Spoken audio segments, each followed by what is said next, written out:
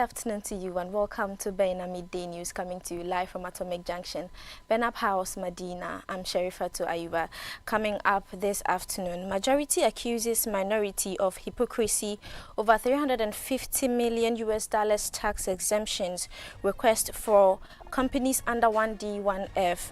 Richard Jakpa files application to dismiss charges against him. An independent power producer threatened to walk away from $1.6 billion debt talks. Details of the stories comes up shortly.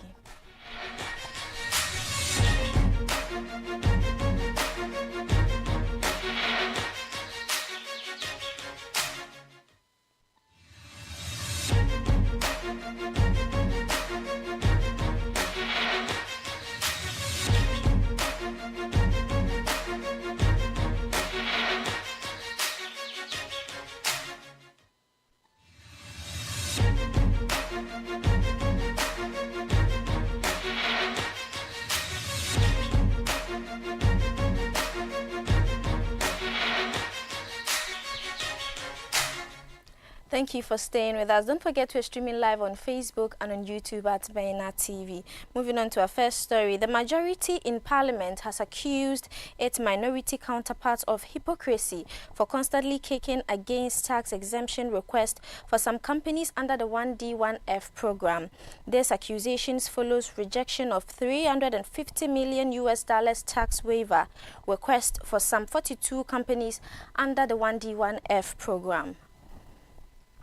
The minority, through its leader, Dr. Keso Atoforsen, on the floor of Parliament during the recent emergency sitting, questioned the basis for such waivers when government is in dire need of funds as a result of the current economic crisis. But addressing the media in Parliament on Thursday, May 30th, Majority Leader Alexander Afenyo-Markins questioned the basics for such exemptions granted under the Mahama administration, running into billions of dollars to some companies, including Jata Cement, some of which, according to him, were without parliamentary approval. We are a pro-business party. MPP has a private sector orientation. So we understood that to mean that by granting such concession, these companies will make the needed investment, expand, and employ more Ghanaians. We understood that as such. Now, let me give you the names of these companies. One, Jata Cement. Jata Cement. Jata Cement was a company that benefited from this unconstitutional, illegal tax incentive. We all know, by the imperative of the Constitution, it's only Parliament that can impose tax or waive taxation. But some actions of the executive under certain rule of necessity, Jata Cement, Jata Cement,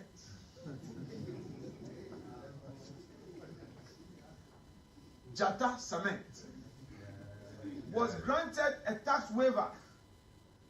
We did not complain because we were told that Jata Cement was a strategic investor. It did not even come to Parliament. Huge sums of money. Huge. The leader of the government business in the House accused the NDC MPs of stifling the progress of local companies in Ghanaian businesses with their action, which ultimately have impacted the economy. Ladies and gentlemen, the tax waiver granted MPS also came with concession, which covered the value-added tax, NHIL, custom duty, withholding tax, among others. This foreign company is still enjoying all these freebies as we turn a blind eye to Ghanaian businesses. Akufo-Addo said, one district, one factory. Akufo-Addo's vision is for an industrialized economy where Ghanaians are given the opportunity to do business so that our young graduates will get the opportunity to be employed rather than waiting on public sector work. Ladies and gentlemen, again, the NDC administration unconstitutionally, illegally, and immorally, without parliamentary approval, designated some companies as strategic investors by GIPC and granted tax waivers without recourse to parliament. They came out with a policy that there were some investment that they considered strategic, and because of that, they are supposed to enjoy some tax incentives. So through executive fiat, President Mahama sat in his office at Jubilee House, gave orders to the Ministry of Finance, listed some companies, and these companies enjoyed tax incentives by virtue of the nature of their business being strategic for our economy.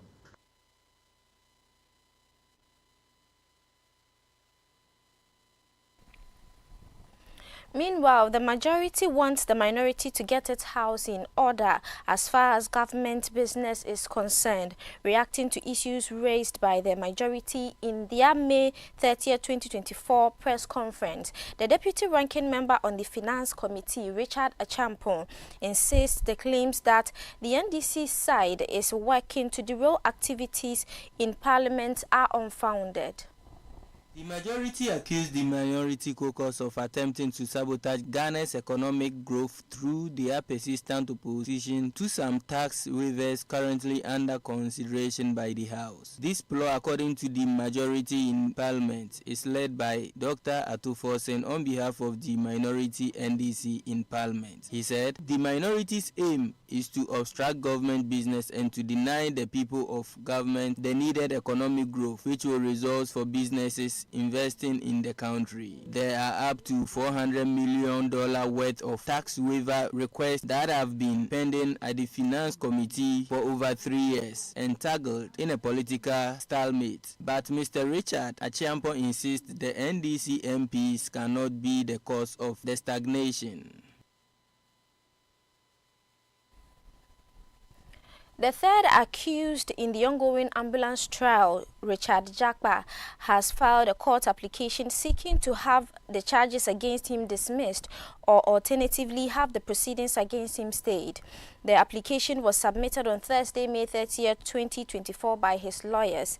In the application, Mr. Jakpa argues that the charges and proceedings initiated by Attorney General Godfred Yeboah Dame constitute an abuse of court processes and violate the obligations set in the 1992 Constitution. According to the third accused, the Attorney General is misusing his constitutional powers by prosecuting him without justification. Mr. Jakpa also claimed that in private conversation, the Attorney General admitted that there is no case against him. The assertion further supports Mr. Jakpa's argument that the prosecution is unwarranted and constitutes an abuse of power and abuse of the process of the court, contrary to the Attorney General's constitutional obligation under Article 23 and 296 of the 1992 Constitution. Last week, Richard Jakpa, the third accused in the case, claimed that the Attorney General had encouraged him to provide false testimony against Dr. Atuforsen during the trial. To support Mr. Jakpa's allegation, the National Democratic Congress (NDC) released a 16-minute phone recording purportedly capturing a conversation between Attorney General Godfred Dame and Mr. Jakpa. The recording allegedly reveals Mr. Dame coaching Jakpa on what statement to make in court to incriminate Dr. Atuforsen. At a press conference on May 28, NDC Chairman Johnson Asiedu Nketia asserted that the tape exposed a coaching session intended to manipulate Mr. Jakpa's testimony. Still on the ambulance case, the Office of the Attorney General says it is unfazed by the request for a live telecast of the controversial ambulance case. This comes after the minority leader Dr. Kaisel Atoforsen, who is being tried, made this request to the Chief Justice. Dr. Atoforsen's request was detailed in a letter from his lawyers to the Chief Justice on Thursday, May 30th. The NDC legislator explained in a social media post that recent allegations of misconduct against the Attorney General, Godfred Yaboadame, prompted his move. Speaking to the media in Accra on Thursday, Deputy Attorney General Alfred Tua Yaboa indicated his office will not protest any such development. We believe in accountability and we abhor misreporting. And so, if the Chief Justice, in her wisdom, decides that this matter should be live, we have no objection to say. In fact, the AG at different fora had indicated that when it comes to public interest matters, or matters where the public has that kind of interest, it will be the interest of justice that such proceedings are broadcast live on tele and on radio. So we have no objection to it. But as I said, the CJ has the final say. Not only the broadcast, we also look at a situation where we can even have day-to-day hearing so that we can get to the end of this matter as soon as possible.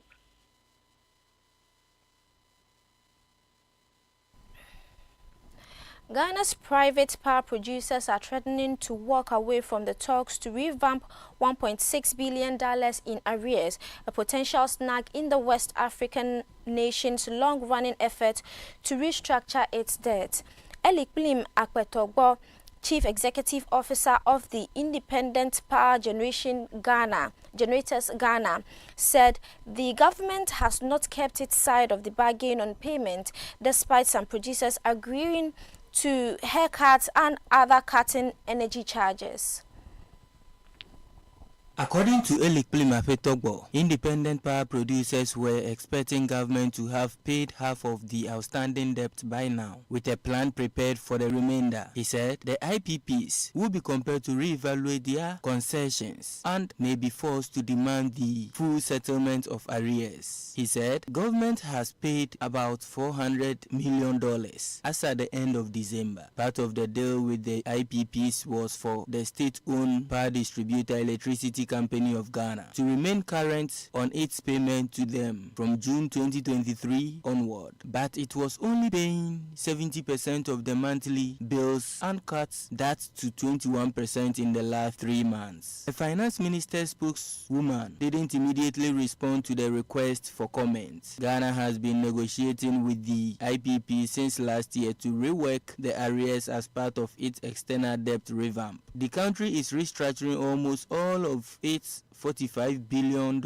of debt to make them sustainable under an International Monetary Fund program. This turn-off could potentially affect that assessment. Ghana won an IMF bailout in 2023 after its debt ballooned and it missed a Eurobond payment. It concluded a domestic debt rework last year and hopes to soon finalize talks to recognize $5.4 billion of bilateral loans and $13 billion of Eurobonds. The 9-member IPGG produced over 60% of Ghana's peak demand of 3,618 megawatts and 80% of its terminal generation.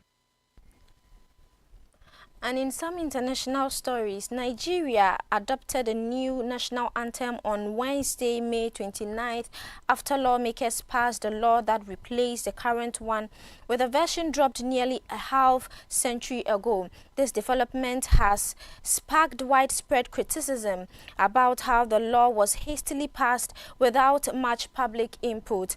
President Bola Tinubu's assent to the law comes a day after it was approved by both chambers of Nigeria's National Assembly, which is dominated by the governing party. The federal lawmakers introduced and passed the bill in less than a week, an unusual fast process for important bills that usually take weeks or months to be considered. This morning, Mr. President signed into an act of parliament the newly passed National Anthem 2024. So I must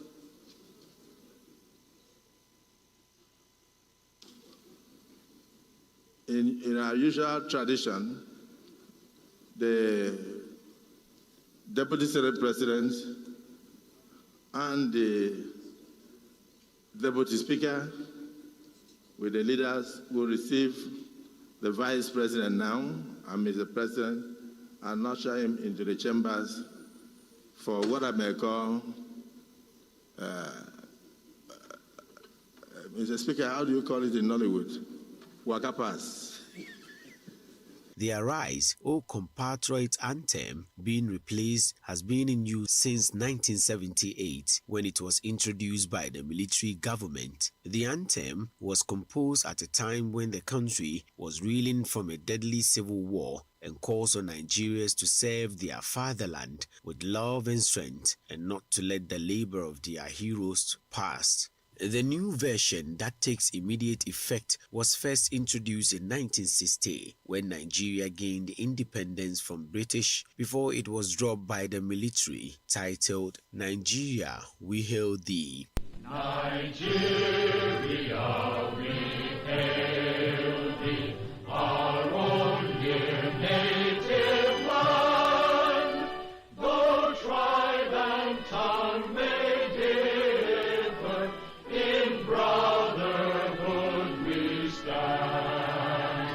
Nigerians old and proud to serve our sovereign motherland.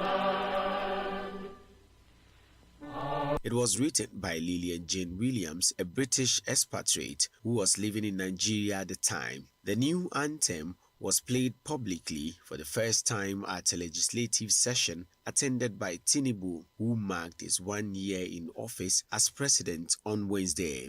Many Nigerians, however, took to social media to say they wouldn't be singing the new national anthem. Among them, Ezekwesili, a former education minister and presidential aspirant, who said the new law shows that the country's political class doesn't care about the public interest. Supporters of the new anthem, however, argued it was wrong for the country to have adopted an anthem introduced by the military, saying anthems are ideological recitations that help the people to be more focused.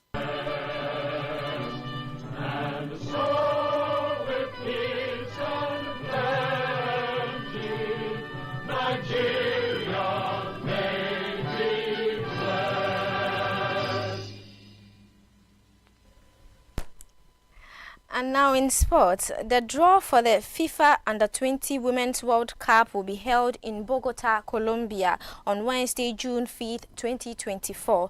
The 24 qualified teams will be divided into 6 groups of 4 teams, each for the final competition. This year's edition will see an increase from 16 to 24 countries, with CAF having 4 representatives: Ghana, Nigeria, Cameroon, and Morocco. From the previous 2 slots, the Black Princesses will know their opponent for the Under-20 World Cup in Colombia, where they will be making their 7th consecutive appearance at the biennial competition. Ghana will be represented by head coach Yusuf Basigi and Hannah Ofosu-Asare, administrative manager of the national teams department. The FIFA Under-20 Women's World Cup will kick off in Colombia from Saturday, August 31st to Sunday, September 22nd, 2024.